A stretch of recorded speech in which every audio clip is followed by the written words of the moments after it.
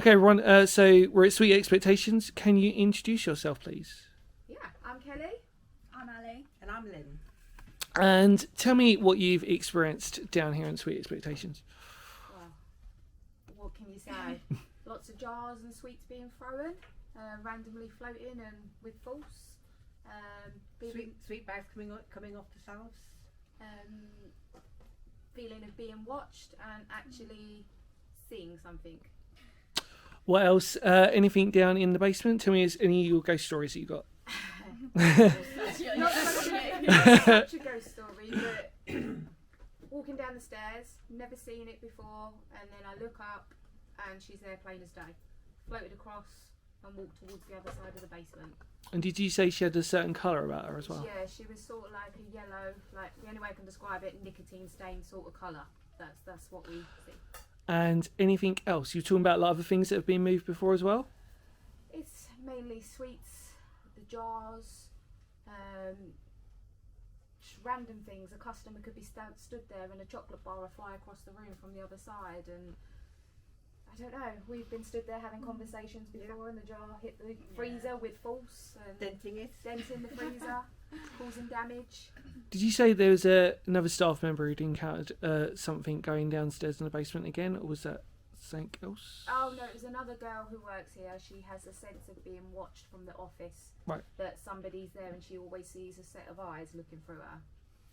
So, yeah. And what other ghost stories? Do you want to talk about the Edwardian one, about the figures that you'd heard before you came here? The women who were outside, was that right? That had been seen? Yeah, Yes.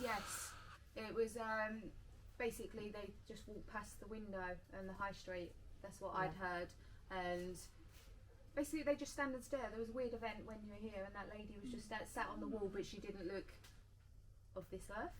She didn't look real. She didn't look real, but like... you could see her, but she was just staring in the shop with no expression on her, and then she disappeared.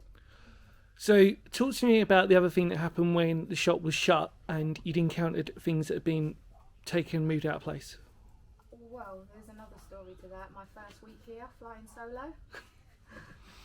I was here, cashed up, gone to go home, locked the door. I just got outside and the bell starts ringing. We have a bell on the inside of the door, and the door was shaking. The gentleman actually come back with me to check I hadn't locked anybody in, and there was no one in here. He was like, explain it.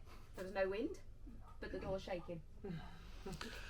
Anything else that was like severe paranormal wise or poltergeist wise? Would you say it's more poltergeist than it is actual like paranormal, because you see like lots of stuff moving about?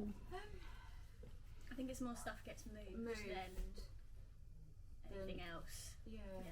Because you could be tidied up of a night and you come back the next morning and it's a mess. It looks like the person hasn't done a job and they've just ransacked the shop.